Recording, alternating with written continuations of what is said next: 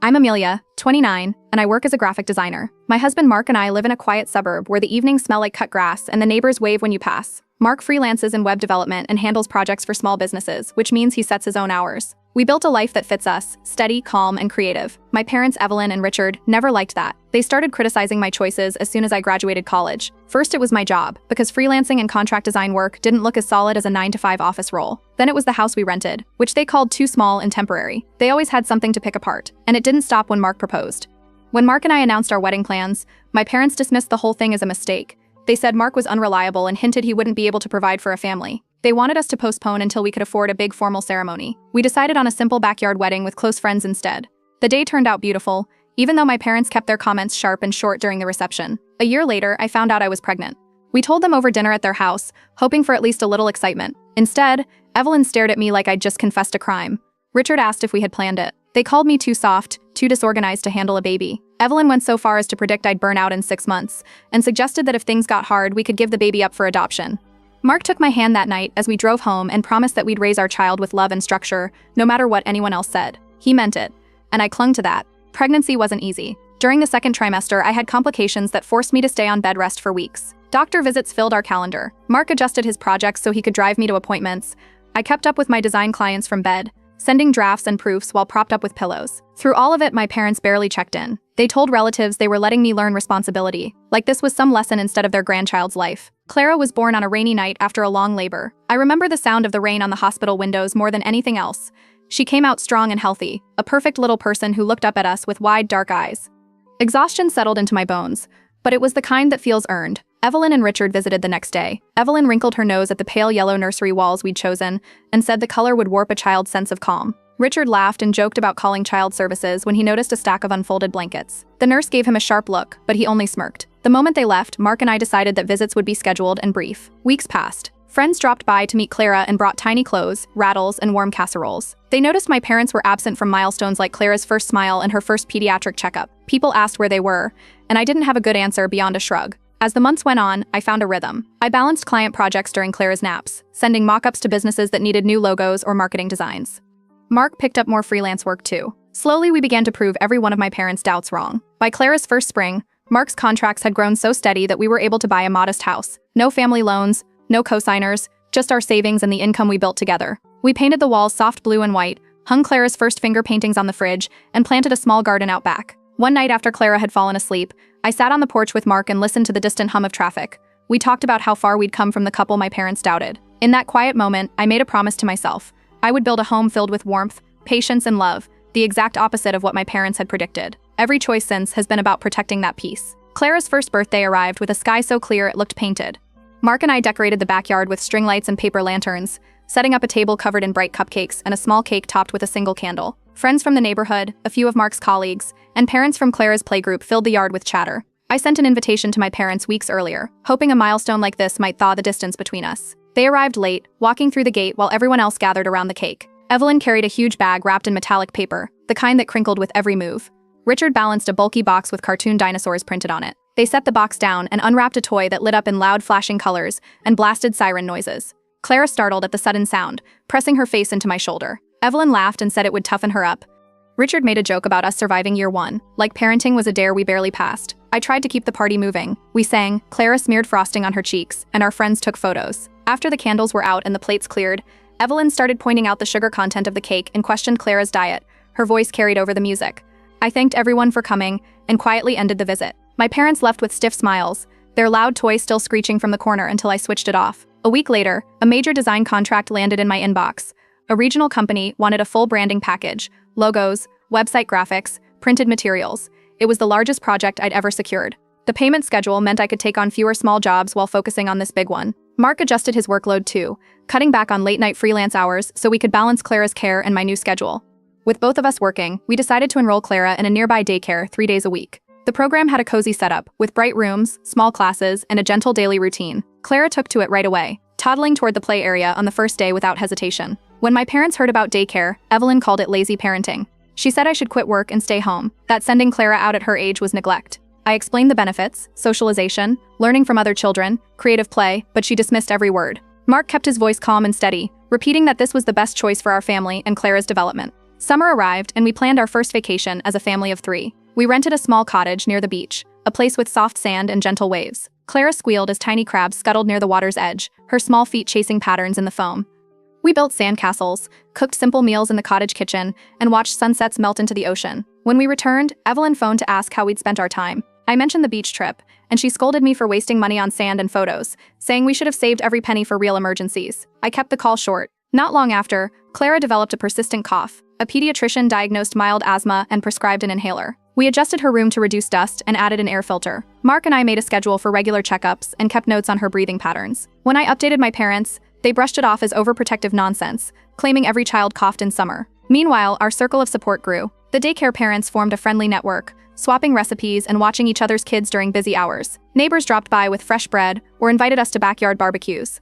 Clara loved these small gatherings, running across lawns with other toddlers and showing off new words she'd learned at daycare. One afternoon, while I worked on a design draft in the home studio, Clara sat next to me with a pad of paper and a set of colored pencils. She began to draw sweeping shapes, mixing blues and greens. Mark came in to watch, smiling as she held the pencil with surprising control for her age. We pinned her little painting on the fridge, the first of many. My contract with the regional company extended for another 6 months after the initial package was complete. They loved the work and wanted more seasonal designs. The steady income allowed us to start a savings plan for Clara's education and handle house repairs without stress. Each planned visit with my parents followed the same pattern. We'd schedule a short meeting, an hour at most. They'd arrive with subtle critiques, comments about Clara's clothes or our home, questions about whether we really needed daycare or vacations. Clara sensed the tension, her chatter growing quiet when they entered the room. After each visit, Mark and I agreed to space the next one even further apart. The gap widened on its own. Invitations to small events went unanswered or received last-minute excuses. When Clara had her next checkup, we didn't bother updating them on the results. Instead, we focused on the friends who supported us. The neighbor who brought over a new plant for our garden. The daycare mom who shared her grandmother's cookie recipe. The small group who celebrated Clara's first painting like it belonged in a gallery. Life settled into a rhythm of steady work, growing friendships, and Clara's happy chatter. The louder my parents' criticisms became, the less room they had in our days. Our home stayed filled with art supplies, the scent of fresh bread from the neighbor's kitchen, and the quiet laughter of a little girl discovering her world. When I looked at the walls covered with Clara's drawings and the calendar full of playdates, I saw how different our life was from the one my parents predicted. Every week brought new colors, new shapes, and a little more proof that we were building something strong on our own terms. Clara turned 3 with a burst of curiosity that filled every corner of the house.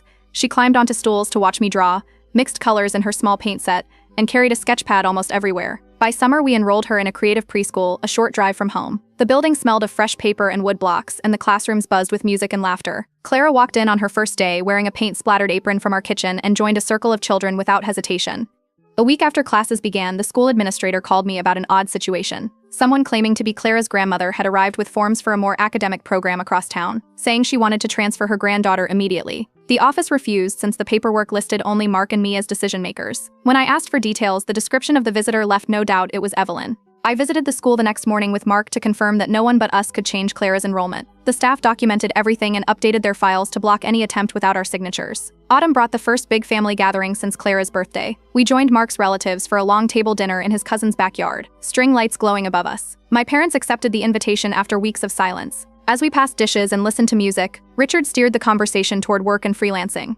He joked that Mark's career was a hobby that got lucky, a comment that made several guests glance down at their plates. Mark poured more water into Clara's cup and moved the topic to the weather without a flicker of reaction. Later that evening, while we packed Clara's toys into a bag, she tugged at my sleeve and asked why Grandma always seemed upset. Her small voice carried a weight bigger than her years. I knelt beside her and explained that sometimes adults choose unkind words, but it wasn't her fault and nothing she did caused it. Clara nodded and went back to stacking her blocks. As winter settled in, Clara's class held a preschool art show in a local community hall. She submitted a bright painting of the neighborhood park, a swirl of greens and blues that captured the exact feel of a windy afternoon. Her teacher called a week later to share the news that Clara's piece had won a small local award. We invited friends, neighbors, and of course my parents to the showcase. The hall buzzed with families admiring tiny sculptures and finger-painted masterpieces. Clara stood beside her painting, wearing a wide smile, holding a small ribbon the judges had given her. But Evelyn and Richard never arrived. No text, no call, no explanation. When the evening ended and we walked to the car under a chilly sky, Clara asked if her grandparents had missed the directions. Mark and I simply said they couldn't make it. 2 days later, our backyard filled with neighbors and daycare friends for a casual celebration. We set up a long table with cookies and warm cider, and Clara proudly showed everyone her ribbon, while kids ran through piles of leaves. Laughter drifted through the air long after dark. That night, the phone rang. Richard's voice carried sharp edges as he accused me of showing off Clara to strangers and turning art into a spectacle.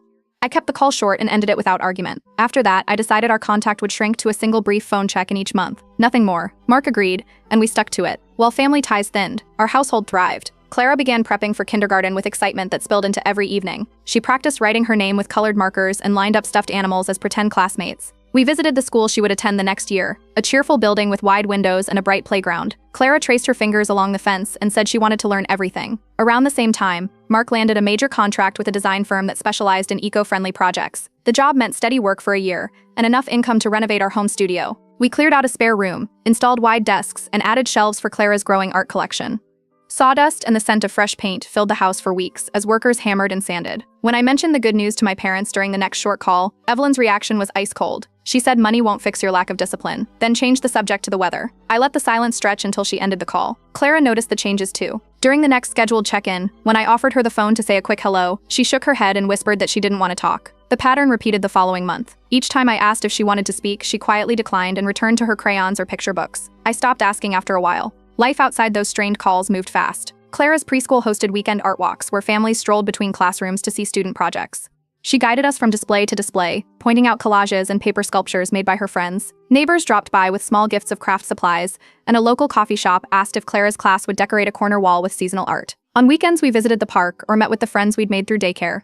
Clara played tag while Mark and I chatted with other parents about school plans and favorite hikes. Our garden flourished, and the walls of the renovated studio filled with both my digital designs and Clara's bold strokes of color. The distance from my parents grew, but it didn't leave a void. Instead, our home filled with steady laughter, music from Clara's favorite songs, and the quiet hum of computers as Mark and I worked side by side. Every new project, every drawing taped to the fridge, showed a life built on choices that worked for us, not on the criticism we'd left behind.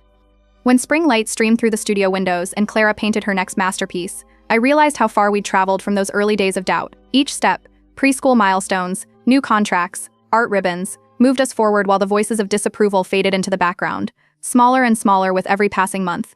Clara started kindergarten on a bright Monday morning with a backpack covered in painted stars and a grin that lit up the hallway. She walked through the school doors without hesitation, waving at the teacher and joining a small group of children building towers from colorful blocks.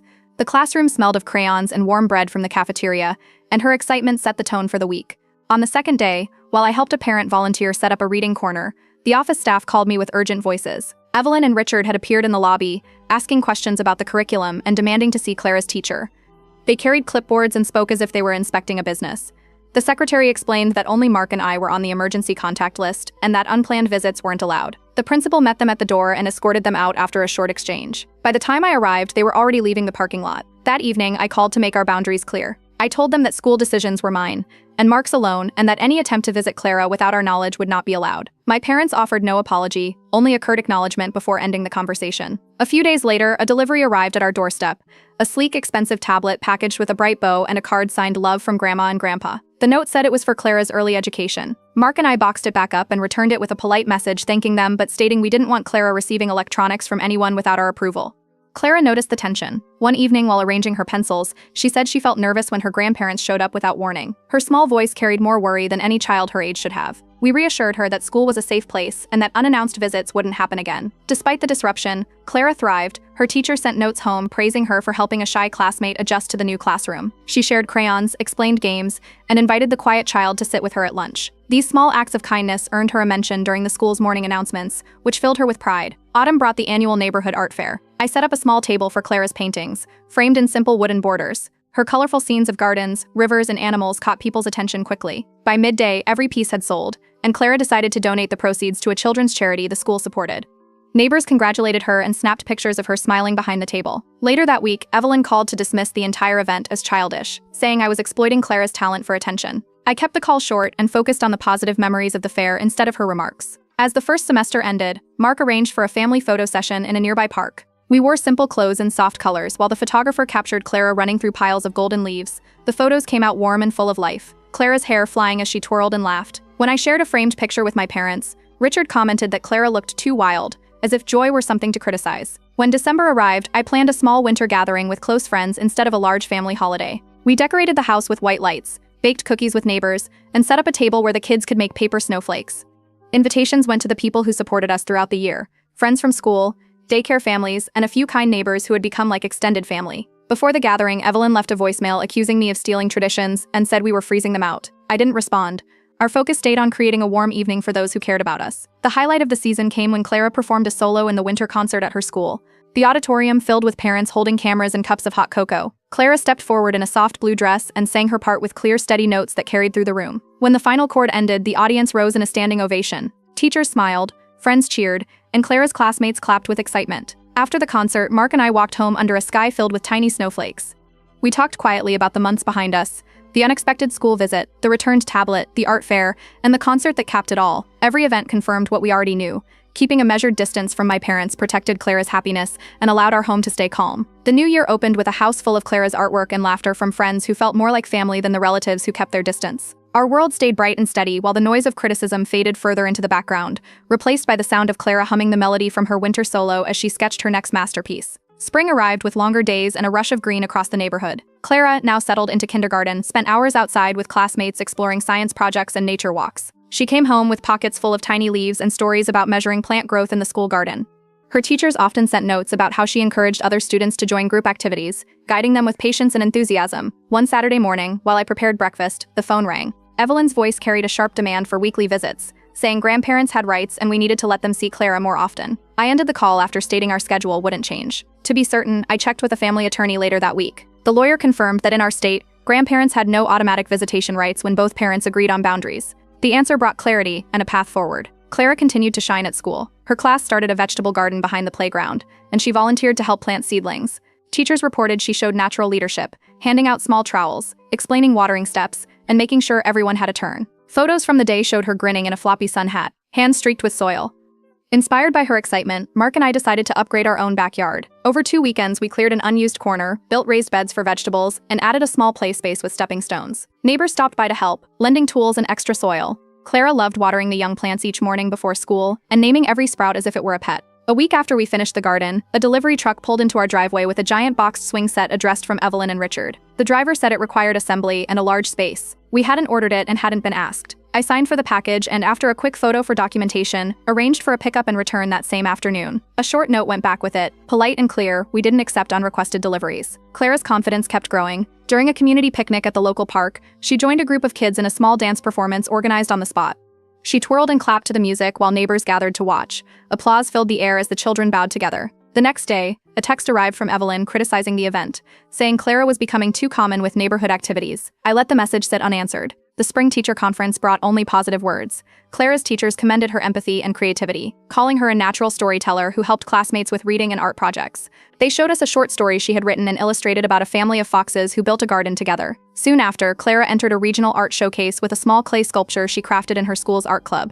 Her piece, a bright swirl of shapes representing a spring sunrise, received recognition for creativity and detail. The award came with a ribbon and a feature in the school newsletter. Friends and neighbors congratulated her, some bringing small art supplies as gifts. As Clara's 7th birthday approached, our friends decided to surprise her with an art-themed party. They decorated our backyard with paper flowers and set up stations where children could paint, sculpt, and create collages. Clara beamed as she moved from table to table, showing her friends how to mix colors and cut shapes. Laughter and music floated through the warm evening air. We invited Evelyn and Richard out of courtesy, sending a simple note with the date and time. A reply came 2 days later, brief and cold, stating they had other commitments. We made no further attempt to convince them. During the party, Clara paused beside me as children chased bubbles across the lawn. She watched them for a moment and said quietly that she liked birthdays better without mean people. Then she darted off to join a group making glitter crowns. When the sun set and guests began to leave, Mark lit a few lanterns in the garden we had built together. Clara fell asleep early, her hands still flecked with paint. Mark and I toasted the day with sparkling cider, the soft glow of the lanterns reflecting off the raised beds and stepping stones. The night ended in calm. Clara's joy filled the house, and the silence that followed carried no tension, only the sound of a child's peaceful breathing and the steady rhythm of a home built on choices that kept her safe and happy. Clara stepped into 2nd grade with a fresh set of art supplies and an excitement that filled the morning air. Her school had invited a handful of students to join the Advanced Art Club, and Clara's name was on the list. She carried a folder of sketches she had worked on all summer, eager to start new projects and learn techniques from the club's art teacher. On the 2nd week of classes, a disturbance unfolded in the drop-off lane.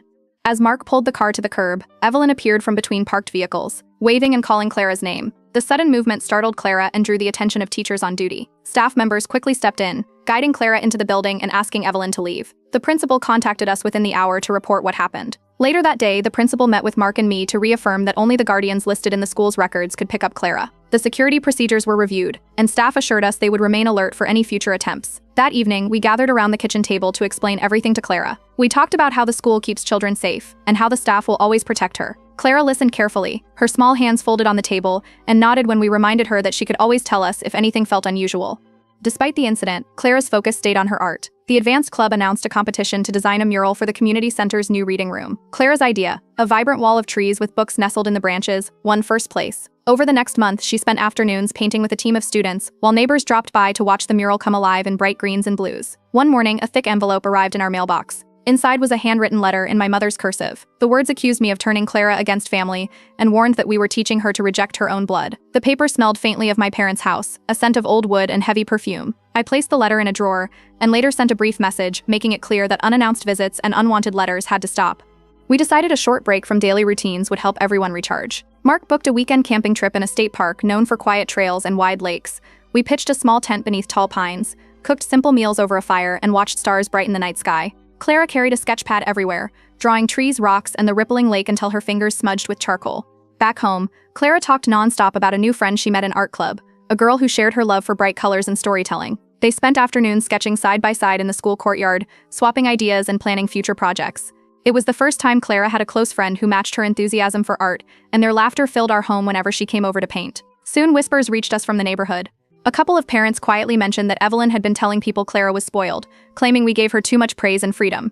The rumors faded quickly, as friends reassured us they admired Clara's kindness and natural talent. They shrugged off the gossip, focusing instead on Clara's achievements and the joy she brought to community events. The mural unveiling drew a cheerful crowd. Town officials, parents, and children filled the community center to admire the finished wall. Local reporters snapped photos and interviewed the young artists. Clara's design earned a special mention in the town newspaper the next morning, with a picture of her holding a paintbrush taller than her arm and grinning beside her teammates. To celebrate, we hosted a small dinner at our house for the art club kids, their parents, and Clara's teachers. Long tables were covered in paper so the children could doodle while eating. Laughter echoed through the house as Clara showed her friends her garden and the paintings hung in the studio. Later that night, as we cleaned up, Clara leaned against me and said she didn't want to visit her grandparents anymore because they do not like nice things. Her words came without sadness, just quiet certainty. Mark and I exchanged a look and understood without further discussion. We agreed to keep all communication with my parents brief and formal, important updates only, no casual calls, no open invitations. Our focus remained on Clara's growth and the calm life we had built around her. The weeks that followed stayed busy and bright. Clara filled sketchbooks with new ideas for future projects, while neighbors continued to praise her mural whenever they saw us at the market or in the park. Our home stayed full of music, art supplies, and steady laughter, a space where creativity and kindness drowned out the noise of unwelcome drama. Clara began third grade on a crisp September morning, carrying a sketchbook filled with bright summer memories and plans for the school's advanced art program. She volunteered right away to mentor younger students who wanted to learn drawing. Twice a week she stayed after class, showing small groups how to mix colors and shape outlines, her calm instructions making even shy first graders pick up pencils with confidence. Within weeks, her newest painting, a sunrise over the local river, caught the eye of her art teacher. The school submitted it to a state exhibition featuring young artists. A month later, an acceptance letter arrived, along with an invitation to display the piece in a downtown gallery space. The announcement filled our calendar with preparation, from framing the canvas to choosing the right outfit for the opening night. The gallery buzzed with families, teachers, and local leaders on the evening of the exhibition. Clara's painting hung on a bright white wall under soft lights, the pinks and oranges glowing like a real dawn. Guests stopped to admire the detail and ask about her inspiration. As Clara explained her process to a small group of children, the sound of raised voices broke through the music. Evelyn stood near the entrance, calling out that I was pushing Clara too hard and that children should not be treated like showpieces. Heads turned as her words echoed across the room. Mark stepped forward immediately and guided her outside without a scene. The gallery director continued the event smoothly, and Clara never lost her focus. She moved from guest to guest with the ease of someone twice her age, answering questions and accepting compliments. When we explained the interruption later at home, Clara simply said she cared only about people who appreciated art and went back to arranging her brushes. At parent-teacher night a few weeks later, every teacher had praise to share. They described Clara as a student who noticed when classmates felt left out and invited them into group projects. She helped younger children in reading circles and often volunteered to tidy the art room after class. One chilly afternoon, a certified letter arrived in our mailbox. Inside were papers showing that Evelyn and Richard had opened a small trust fund for Clara. The document stated that the money would be released only if they approved every withdrawal and were given regular updates on Clara's life. We scheduled a meeting with our family attorney, who reviewed the terms and confirmed we could decline without any consequence. The next day, I mailed the paperwork back with a short, polite note thanking them but declining the arrangement. We chose not to involve Clara in the discussion, deciding it was best left unmentioned. As autumn deepened, our neighborhood prepared for the annual Harvest Festival. Clara helped organize a children's art booth where she guided kids in making leaf collages and pumpkin prints. Parents watched as she calmly demonstrated how to layer colors and press patterns into paper. Her patience and cheerful instructions drew warm admiration from neighbors, and many families left with new artwork to hang on their refrigerators.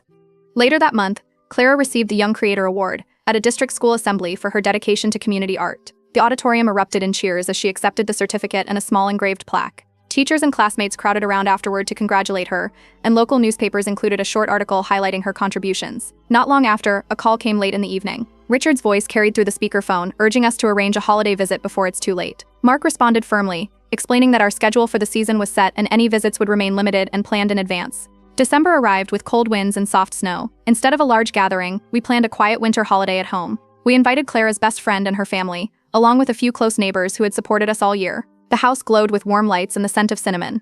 Children decorated cookies while adults shared stories near the fireplace. When I gently asked Clara if she wanted her grandparents included, she shook her head and said she liked it better when it was just people who care. Her words came out soft but sure, carrying the quiet wisdom she had grown into. The night ended with a small circle in the living room. Clara opened a handmade book she had written and illustrated herself, a story about a girl who painted the sky with colors of kindness. She read each page aloud while her friends leaned closer to see the drawings. Mark and I sat nearby, listening to her clear voice fill the room. As the final page turned and the house grew still, I looked around at the calm faces of the people who had become our chosen family. The path we had taken, steady boundaries, careful choices, had built a home where Clara's laughter and creativity thrived without interruption.